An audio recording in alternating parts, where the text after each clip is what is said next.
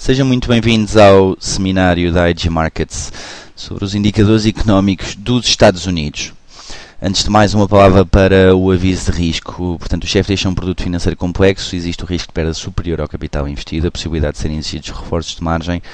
É um produto de remuneração não garantida, podem-se aplicar comissões ou outros encargos e, por último, as informações contidas nos vídeos não devem ser interpretadas como nenhuma forma de recomendação ou solicitação de investimento, pelo que a IG Markets não se responsabiliza pelo uso da informação.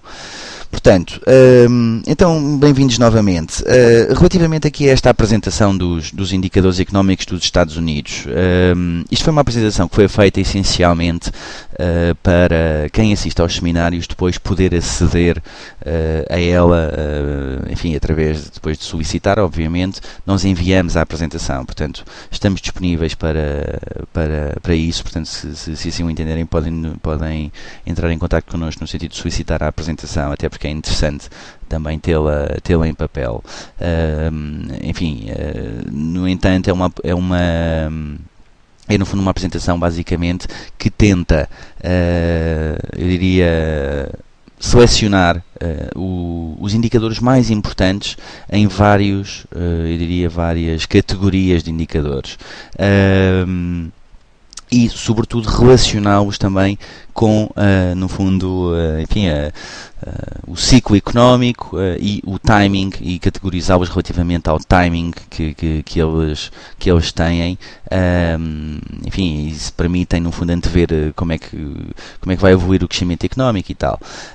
A informação é, no fundo, muito repetitiva para todos os indicadores, porque, enfim, já vamos ver isto, e portanto eu não me vou alongar muito. Alguns indicadores poderá fazer mais sentido na medida em que pode valer a pena, no fundo, a explicação e desenvolver um bocadinho mais. Então, no que diz respeito aos atributos, portanto, em termos de categorias de indicadores relativamente ao ciclo económico, portanto, nós temos três tipos, no fundo, indicadores que são pró-ciclo, movimentam-se na mesma direção que a economia. Se a economia está bem, normalmente o número sobe, não é? Indicadores que se movimentam em contraciclo, normalmente indicadores que se movimentam na direção oposta à economia e à atividade económica. O paradigma é a taxa de desemprego. No fundo, a taxa de desemprego aumenta à medida que a economia piora, e depois temos, basicamente, indicadores acíclicos que não têm relação com o ciclo económico. E depois aqui em baixo temos o relógio de investimento, portanto, que nos vai dizendo, depois se quiserem ponham novamente a apresentação no pause e vejam, no fundo, a evolução enfim, da carteira de investimentos à medida que nós vamos avançando no ciclo económico.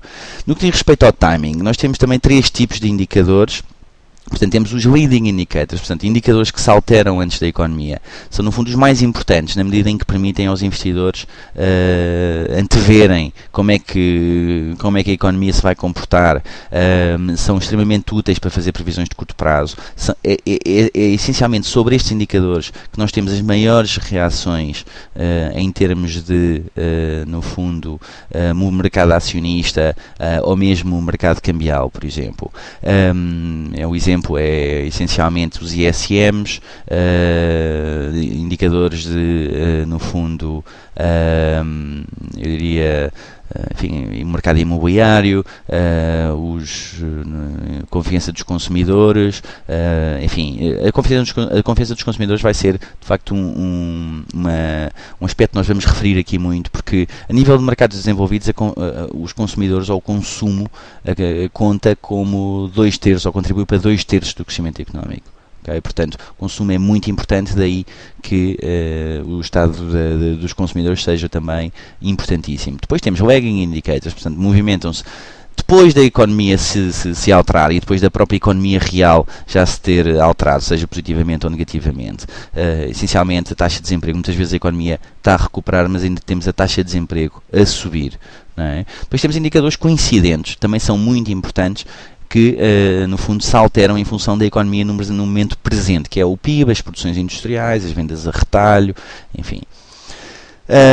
Um aspecto muito importante também relativamente a esta questão dos indicadores económicos, que é, muitas vezes não interessa se nós temos os indicadores, se eles são melhores que o anterior. Muitas vezes o interessante aqui é saber se eles são melhores do que a expectativa do mercado. Portanto, nós temos no fundo sempre três colunas muito importantes. Portanto, desde logo temos, isto é um calendário económico da Bloomberg, portanto temos aqui basicamente o nome do indicador, portanto o que é que sai, depois temos a data a que ele diz respeito, depois temos a expectativa do mercado, portanto vamos olhar por exemplo para este, Initial Jobless Claims, portanto, pedidos de subsídio de desemprego, espera-se que saia a 450 mil, o anterior foi 450 mil, portanto espera-se que se mantenha, e depois temos aqui o resultado atual, muitas vezes, o atual, portanto qual é que foi o resultado efetivo do indicador, e isto é muito importante, porque muitas vezes até pode sair melhor que o anterior,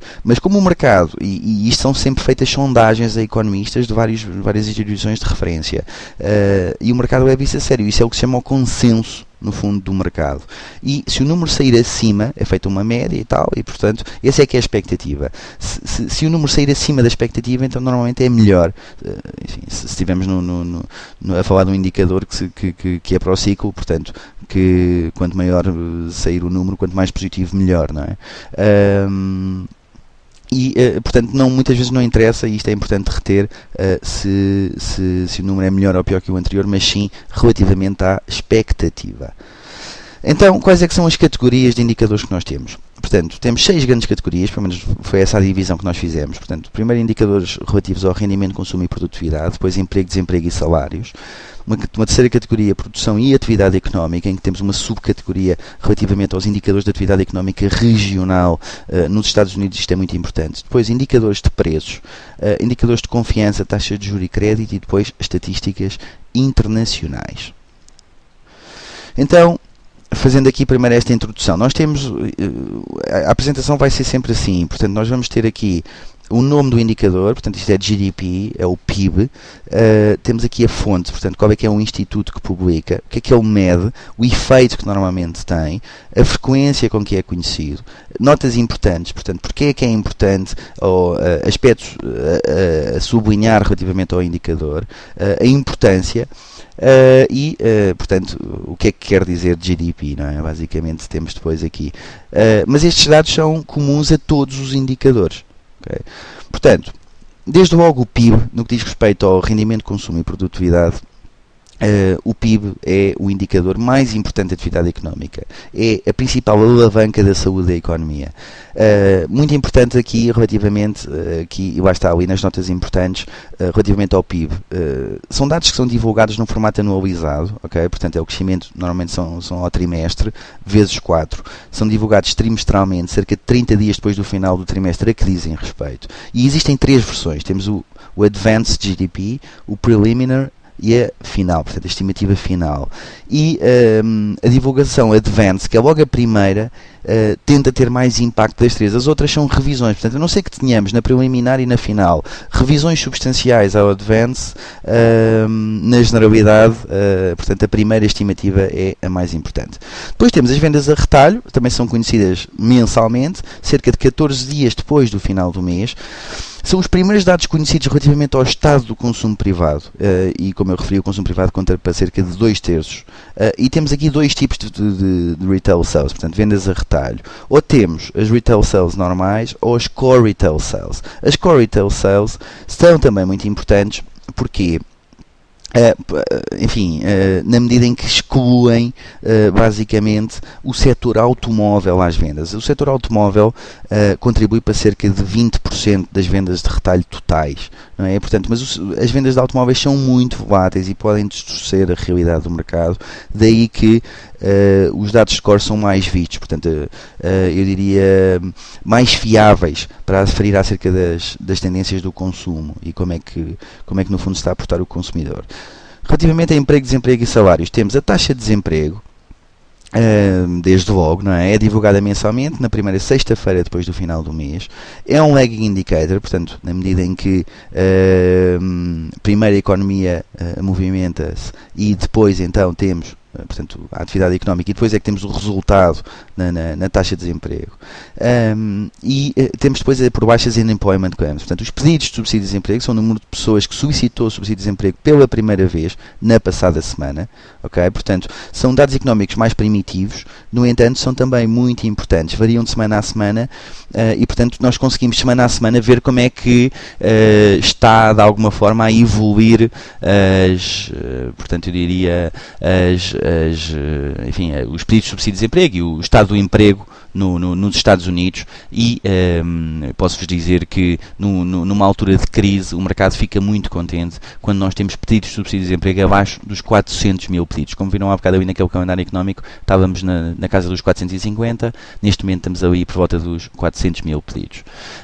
Tudo o que seja a menos do que 400 mil é um número, portanto, favorável.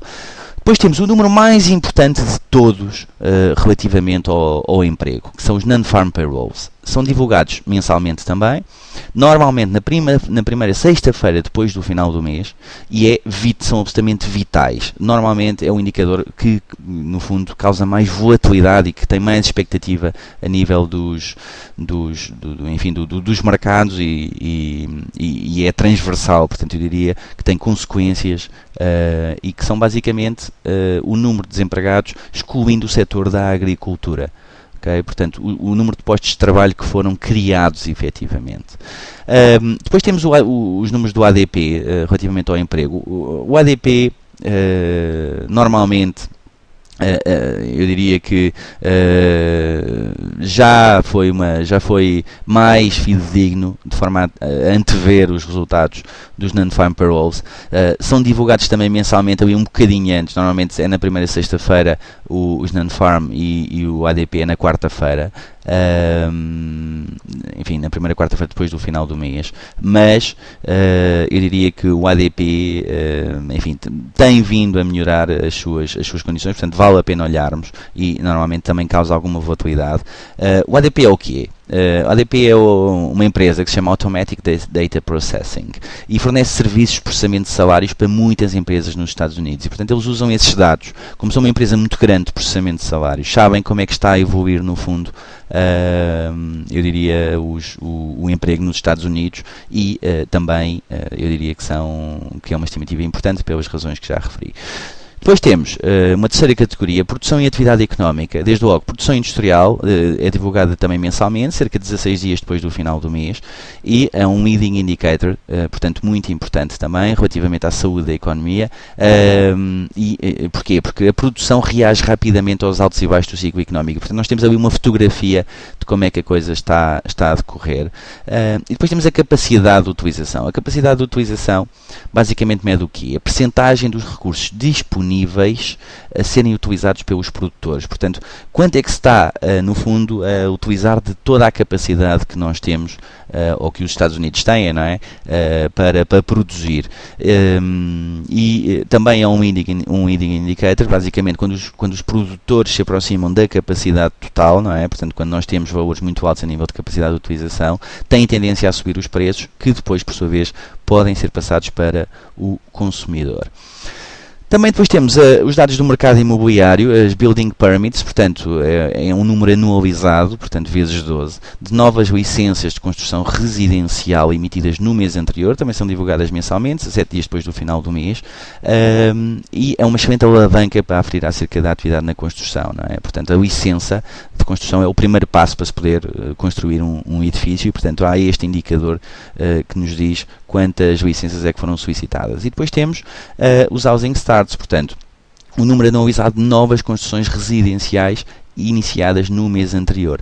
Também é muito importante, eu diria que todos os dados relativos é divulgado mensalmente, a 7 dias depois do final do mês, portanto normalmente no mesmo dia que as Building Permits, portanto as licenças, e isso é um dado muito importante. Porquê? Porque a construção tem um efeito multiplicador muito grande, não é? Quando a construção está boa e o mercado imobiliário está bom, são criados empregos, as pessoas que querem comprar casa, portanto, têm que fazer novos financiamentos, portanto isso tem implicações diretas no setor financeiro também, têm que, enfim, comprar material, comprar mobília, mobília, etc. Portanto, ou são indicadores muito importantes, eu diria, que nos permitem aferir acerca do estado da economia, especialmente nesta conjuntura em que o mercado imobiliário tem sido uma fonte de problemas, não é?